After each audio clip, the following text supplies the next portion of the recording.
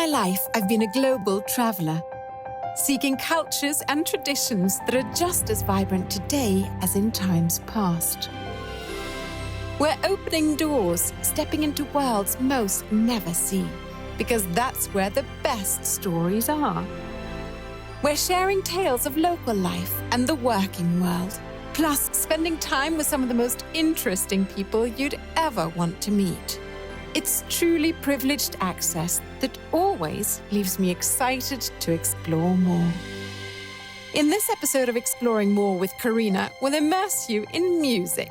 First up, the legendary sound of the Portuguese Fado. Then it's off to Spain for the fiery flamenco. Before heading to my homeland, Norway, where I'll introduce you to Ole Bull, the 19th century virtuoso violinist and composer. Let's get started in Portugal, home to the mesmerizing, melancholy songs of Fado.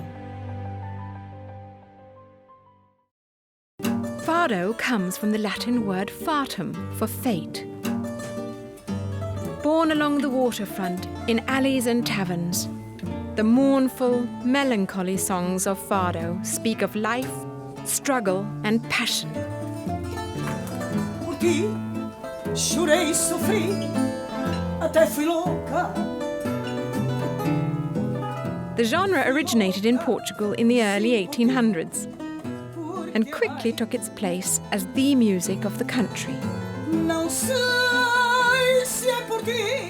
Most Portuguese need but one word to describe Fado, saudade, which loosely translates to longing. Fado é uma paixão, né? O fado nasce já com carreira. I always say you are born with Fado. Fado is jealousy. Fado is pain. Fado is love and betrayal. Fado is everything that we feel. Even as a child, when I listened to Amália Rodrigues, our queen of Fado, I knew I was destined to follow the same path.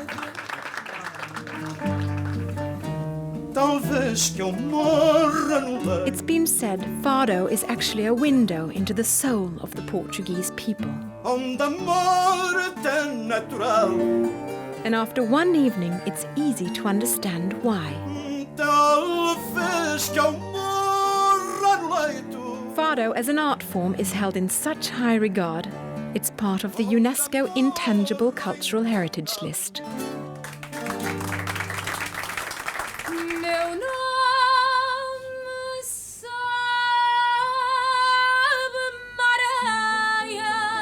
Fado is sung with such passion that even though it's performed in Portuguese, you'll swear you understand every word. Fado will touch you. Fado é tudo aquilo. We all have Fado inside us. We just need to have the courage to let our souls speak to the world. And because many will, Fado will never die. Come explore Portugal with Viking. Let us share with you this country's fascinating cultural treasures.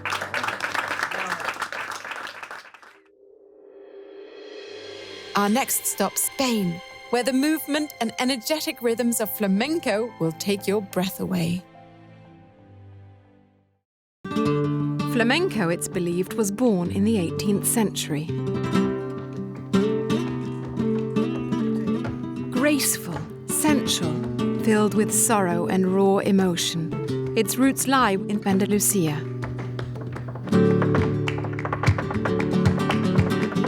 Flamenco was a way for the people to express their dreams, to wash away the weariness of everyday life. A way to escape themselves, if just for a moment.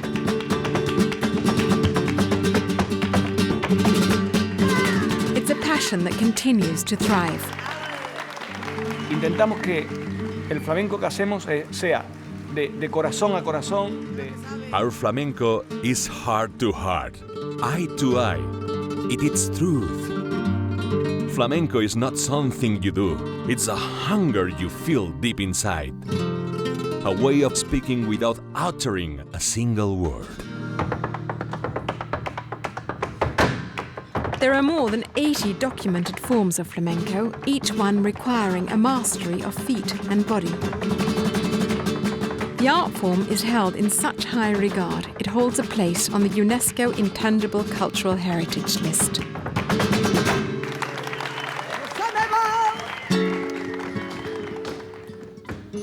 Flamenco is pure feeling. With improvisation at its heart, each artist shares a piece of themselves. Fresh and authentic, a soul laid bare. We reach deep inside and speak from the heart, till we exhaust our bodies. But the fire burns white hot inside, so we're always looking ahead to our next chance. This is the wall of flamenco. El flamenco. In Barcelona, it's easy to immerse yourself in flamenco.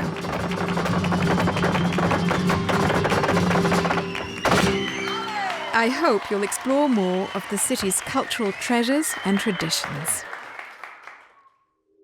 And finally, in Norway, we'll learn about Ole Bull, whose compositions and mastery of the violin made him a legend during Norway's national romantic period.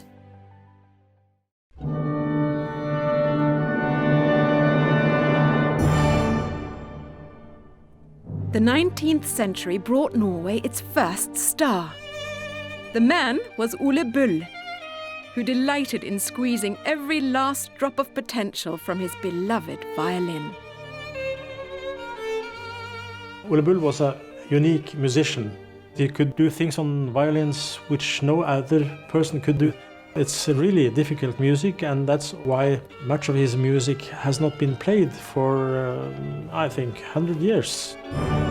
A man of overwhelming confidence and charisma, Ole Bull took a most unusual path to greatness. Though already playing at age 5, he struggled with formal education. It was said that Ole Bull was self-taught, but he had good teachers. The problem was that Ole Bull didn't want to learn so much. He wanted to invent it himself.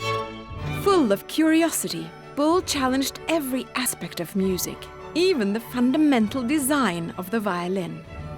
He did a lot of modifications on his instruments. He flattened the bridge and the fingerboard to be able to play all 4 strings at the same time, which is totally impossible on a regular instrument. So he would play like...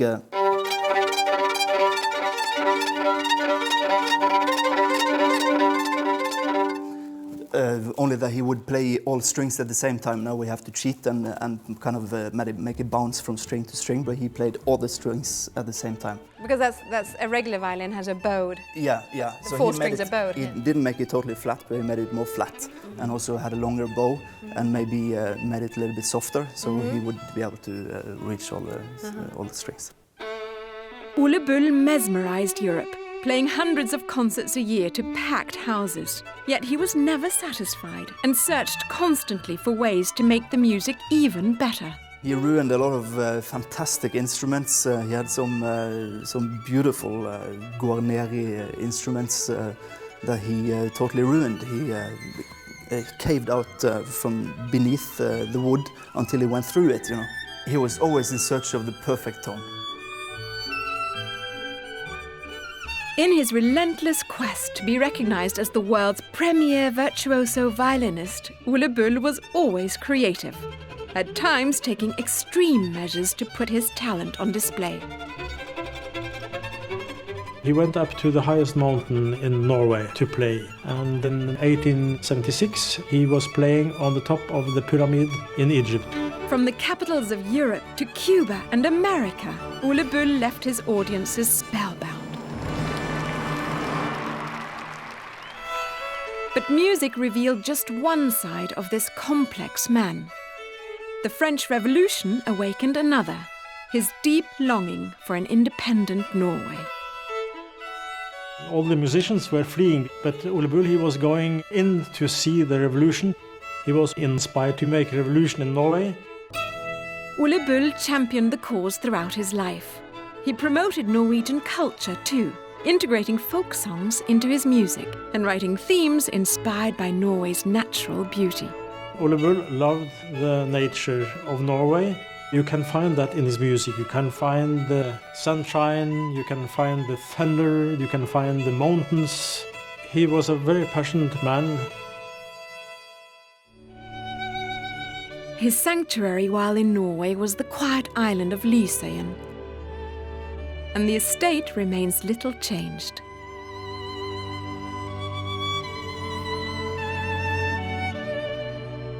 Located just outside Bergen, Villa Lysøyen offers a fascinating window into the life of this legendary man. The villa reflects his love for the many cultures through which he travelled during his career, and the nature in which he wrapped himself while at home.